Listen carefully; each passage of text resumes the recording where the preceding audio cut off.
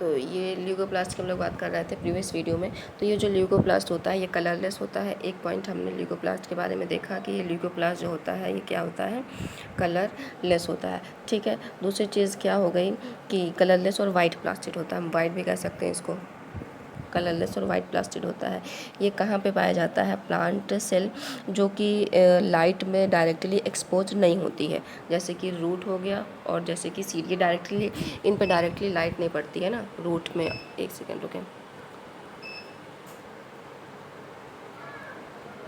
ये जो क्या क्या होता है, ल्यूकोप्लास्ट होता है, ये कलरलेस प्लास्टिड होता है और ये वाइट प्लास्टिड होता है ल्यूकोप्लास्ट। अब ल्यूकोप्लास्ट जो होता है ये डायरेक्टली उस जगह पे होता है जहाँ जो प्लांट सेल जो होती है डायरेक्टली लाइट के एक्सपोजर, मतलब लाइट डायरेक्टली लाइट से के का सामना नहीं करती है, जैसे कि क्या हो गया आपका रूट और जैसे कि क्या हो गया आपका सीड। ठीक है, तो ल्यूकोप्लास्ट जो होता है कलरलेस प्लास्टिड होता है और ये वहाँ पे होता है जहाँ पे क्या होता है डायरेक्टली लाइट का एक्सपोजर नहीं होता है। अच्छा, अब ल्यूकोप्लास्ट में एक के बारे में एक और इन्फॉर्मेशन आप देख लीजिए कि ल्यूकोप्लास्ट जो होता है सेंटर, ये जो ल्यूकोप्लास्ट की हम बात कर रहे हैं इसके बारे में एक और इन्फॉर्मेशन आप देख लीजिए कि ये ल्यूकोप्लास्ट जो होता है सेंटर होता है, ठीक है, ऑफ स्टार्च का, ग्रेन फॉर्मेशन का, और ये ऑल्सो इन्वॉल्व होता है synthesis of oil and protein. तो यानी कि ल्यूकोप्लास्ट जो होता है ऑयल और प्रोटीन के सिंथेसिस में भी इन्वॉल्व होता है।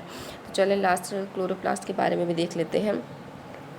ये ज़्यादातर मोस्टली हम कह सकते हैं कि सबसे ज़्यादा इम्पॉर्टेंट प्लास्टिड जो है वो क्लोरोप्लास्ट ही है, क्योंकि ये डायरेक्टली इन्वॉल्व हो जाता है फोटोसिंथेसिस में।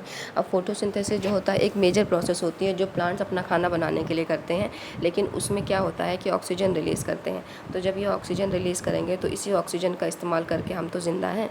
ठीक है, तो ये हम कह सकते हैं कि एक मेजर पोर्शन है। ये वाला प्लास्टिड जो है वो कह कहाँ गया,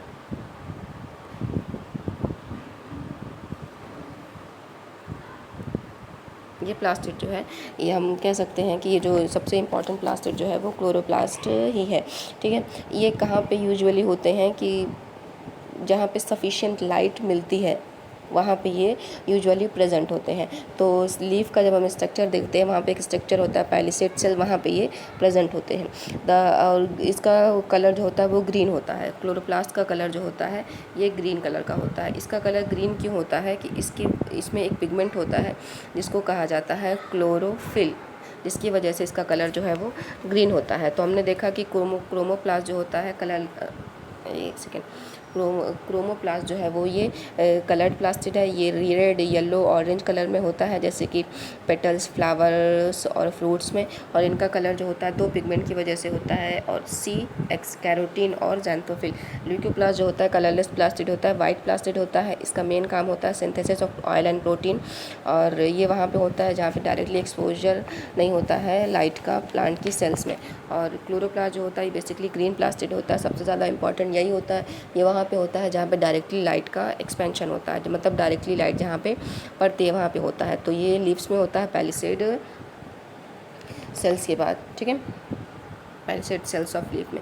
अब स्ट्रक्चर ऑफ क्लोरोप्लास्ट की जब हम बात करते हैं तो क्लोरोप्लास्ट जो होता है डिस्क शेप होता है, डबल मेम्ब्रेन से घिरा हुआ होता है। यानी कि ये जो क्लोरोप्लास्ट है ना, फंक्शन ऑफ ये जो क्लोरोप्लास्ट ऐसे होता है, डिस्क शेप होता है, इसके चारों तरफ एक मेम्ब्रेन लगी होती है, इसमें इस तरीके का स्ट्रक्चर होता है ऐसे।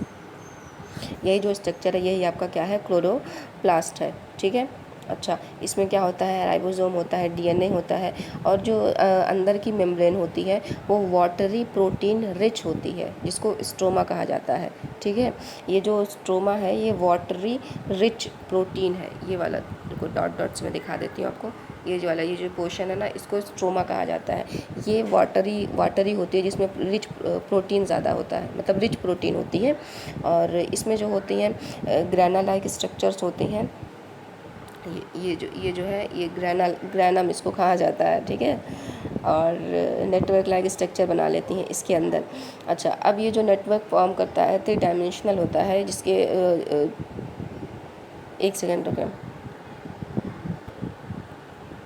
देखें ये जो स्ट्रक्चर था ये किसका स्ट्रक्चर है भाई, ये क्लोरोप्लास्ट का स्ट्रक्चर है। इसके अंदर क्या होता है, ये जो लिक्विड है इसको क्या कहा जाता है, स्ट्रोमा, प्रोटीन रिच होता है और इसके चारों तरफ जो होती है एक और मेम्ब्रेन होती है। समझ में आ गया, ठीक है।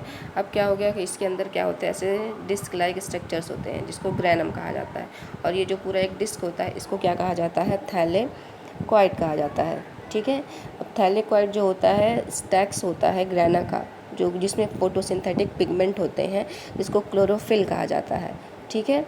अच्छा, अब ये जो ग्रैना होते हैं इंटरकनेक्टेड होते हैं मेम्ब्रेन से, जिसको क्या कहा जाता है, लैमेली कहा जाता है।